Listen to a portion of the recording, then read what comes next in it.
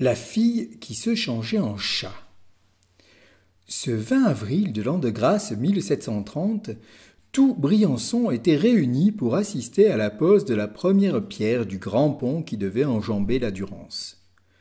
Monsieur le marquis d'Asfeld, directeur général des fortifications, assistait en grande pompe à l'événement. Il était accompagné par Arnaud de Casteljac, un jeune Gascon, petite noblesse, provinciale, mais fière allure. Il faisait son apprentissage d'ingénieur militaire et était promis à une belle carrière. Arnaud, pendant l'hiver, avait conquis le cœur de Marie, la fille d'un des consuls de Briançon. Après l'accord des parents, le mariage avait été fixé au 1er mai. Monsieur d'Asfeld avait accepté de servir de témoin au jeune homme. Le chantier allait bon train. Les cordes crissaient sur les systèmes à moufles qui levaient les pierres. Les charpentiers consolidaient les structures du cintre, une vraie ruche. Parmi tout ce monde, pendant les pauses, une petite silhouette vêtue d'une robe et d'un corsage rapiécé allait, venait, portant aux ouvriers de l'eau, du pain ou bien encore quelques morceaux de lard. C'était Delphine, une pauvrette du hameau de Sainte-Catherine. Elle vivait avec sa mère. Le père était mort l'année précédente. Toutes deux tiraient tant bien que mal de maigres revenus de la ferme qu'il leur avait laissée. Le chantier était pour elle une manne. 16 ans à peine. Delphine n'était pas laide, mais le soleil avait tanné sa peau et son teint avait déjà perdu de sa fraîcheur. Les ouvriers l'interpellaient. « Hé, la noiraude, de l'eau !»« Hé, la noiraude, du lard avec mon pain !» À un moment, la jeune fille passe à côté d'un groupe de soldats. Un pied se tend, et patatras. La voilà au sol avec sa cruche brisée. Des rires graves fusent. Arnaud assiste à la scène. Son sang de Gascon qui avait grandi au milieu des paysans ne fait qu'un tour. « Bande de ruffians ! Vous n'avez pas honte ? Cessez de vous moquer de cette pauvresse ou j'informe monsieur le marquis de votre vilainie. »« Viens, petite, approche-toi. Comment te nomme-t-on ? » Delphine, monsieur. »« Tiens, Delphine, prends ça et rentre te reposer. Tu en as assez fait pour aujourd'hui. » Il lui glisse dans la main un bel écu d'argent, de quoi vivre avec sa mère pendant au moins 3 mois. À partir de ce moment, Delphine n'a plus Dieu que pour celui qu'elle appelle le chevalier, son sauveur. Le 1er mai était arrivé. L'église brillait de ses plus beaux décors pour le mariage d'Arnaud et Marie. Une grande tente pour accueillir les invités avait été dressée sur le champ de Mars. Tandis que les jeunes mariés s'avançaient dans la nef, dans l'une des chapelles, une petite forme recroquevillée pleurait et se tordait les mains, maudissant la mariée d'être aussi belle. Bientôt le Tédéum retentit. Delphine sort de l'église en sanglots. C'est alors que sur la place du temple, son regard croise celui d'un vieil homme tout vêtu de noir, la tête coiffée d'un grand feutre. Un colporteur avec sa mallette autour du cou. Il attendait sans doute la sortie de la noce pour réaliser quelques négoces. « Ça va pas, Pitchoun ?»« Non, ça va pas. »« T'en pinces pour le marier, hein, c'est ça ? Mais il est pas pour toi, ma pauvrette. Tiens, pour te consoler, prends ce beau ruban rouge. »« Tu sais lire ? » ?»« Oui, monsieur, mon père m'a un peu appris. »« Alors prends aussi ce livre. »« Oh, merci, monsieur. » Les cloches sonnent à toute volée. Delphine se retourne pour lancer un dernier signe de merci au vieux colporteur, mais plus personne. Pendant que la noce battait son plein, la jeune fille était rentrée à la maison et s'était enfermée dans sa chambre. Sa mère n'avait pas réussi à lui faire avaler quoi que ce soit. Une fois assise sur son lit, Delphine noue autour de son cou le beau ruban du colporteur et s'admire dans un miroir. Mais ce qu'elle voit n'est que le reflet de Marie. « Je la déteste, je la hais !» C'est alors qu'elle met la main dans la poche de son tablier. Elle en sort un petit livre à la couverture de cuir. D'un côté, une main noire de l'autre une main blanche. Elle l'ouvre. Le dragon rouge. Ne lis dans ce livre ni le soir ni à minuit. Elle le feuillette. Comment charmer un homme? Comment appeler le diable? Elle commence à parcourir les pages, les caractères se mettent à défiler sous ses yeux à toute vitesse, et sans le vouloir, elle se prend à dire « Lucifugé Rofocalé ».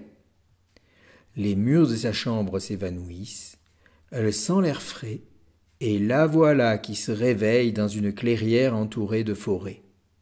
Elle reconnaît l'endroit, ses plants vernés tout près du mas de blé. Ah, elle en a entendu parler de cet endroit. Faut pas y aller, qu'on dit, surtout la nuit du 1er mai où les sorcières de la vallée se rassemblent. Des flamèches bleutées sortent du sol et au fond du grand pré un immense feu rougeoie. Des formes de plus en plus distinctes s'agitent autour dans une sarabande effrénée. Malgré sa crainte, Delphine s'avance. Assis sur un grand siège, elle reconnaît le vieux colporteur. « Avance, petite. Regarde-moi. » Delphine observe l'homme, si on peut dire. Elle baisse les yeux. Il a des sabots de bœuf. Les lèvres du grand chapeau dépassent une paire de cornes. « Tu m'as reconnu? Je ne suis pas si mauvais qu'on le dit, j'ai même eu pitié de toi. Ah, bien sûr, je ne peux pas te délier ce qui a été lié devant Dieu. Mais je peux te permettre de nuire aux mariés autant de fois que tu le voudras. Prends cette robe, enfile-la. Demain à minuit, tu diras « Cago, Matago, Mistigris, je suis un beau chat gris. » Et là, tu pourras faire ce que tu voudras. Mais attention, si avant le chant du coq tu n'as pas réintégré ta robe, tu resteras à jamais un chat. Et tu me serviras pour l'éternité. Delphine s'éveille dans sa chambre. J'ai dû faire un cauchemar. Mais non, elle porte une belle robe noire au reflet de braise. C'est donc vrai. Elle se déshabille et cache la robe et le livre sous son matelas. Le lendemain, après une journée de labeur, elle attend minuit et enfile la robe. Cago, Matago, Mistigris, je suis en beau chat gris. Et hop, la voilà qui se transforme. Sur la robe, il n'y a plus qu'un petit chat. Elle quitte la ferme, emprunte le chemin vieux et franchit les remparts avec agilité. Elle arrive à l'hôtel particulier qui accueille Arnaud et Marie, passe par la chatière et la voilà dans la place. D'abord, elle va dans la cuisine et se régale de quelques morceaux de jambon. Une délectation que de voler dans cette maison. C'est alors qu'elle entend des pas. C'est Arnaud qui descend en chemise. « Que fais-tu là, petit chat ?» Oh, comme elle aimerait qu'il l'appelle ainsi sous sa forme humaine. Delphine ronronne et se frotte à ses jambes. « Tu veux du lait? Tiens !» Elle le lappe avec avidité avant de se coucher sur une chaise.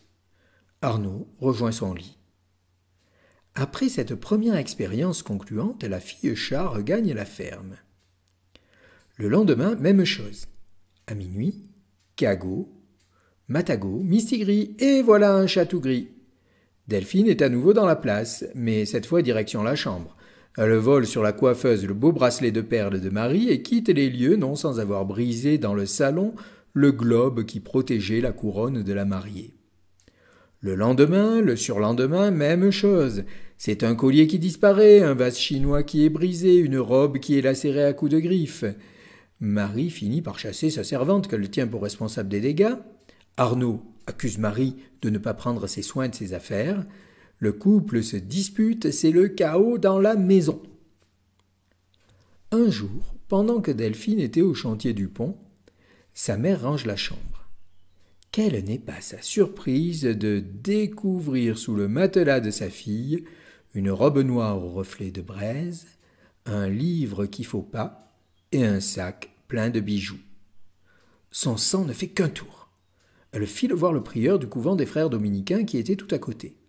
Quelquefois, les bons pères lui donnaient un peu de nourriture ou des vêtements. Mon père, regardez ce que j'ai trouvé sous le lit de ma fille. Elle sort le livre. Mon Dieu, donne-moi ce livre.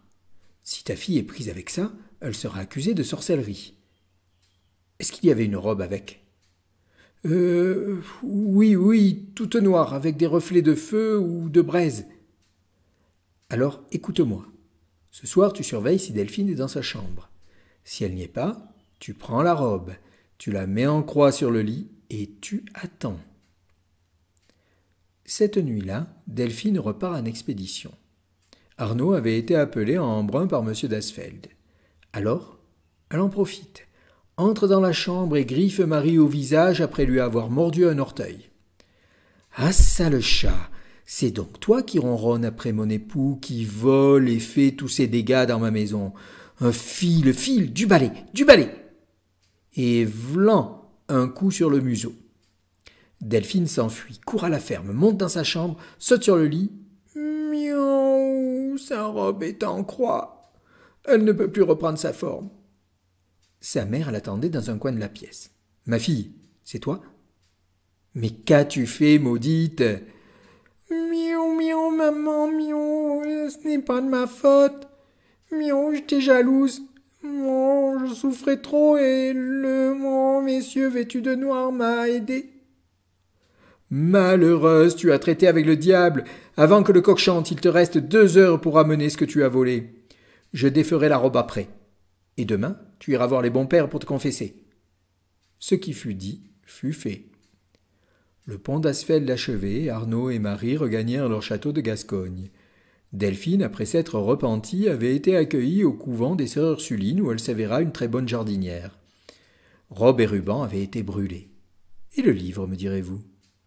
Afin qu'il ne puisse plus nuire, le prieur l'avait enfermé avec une bonne dose d'eau bénite dans le tiroir secret d'une armoire de la bibliothèque du couvent. Le temps passa, la Révolution française arriva, le couvent fut fermé et vendu. On raconte que l'armoire serait arrivée dans une famille de Villars-Saint-Pancrace. Mais ceci est une autre histoire.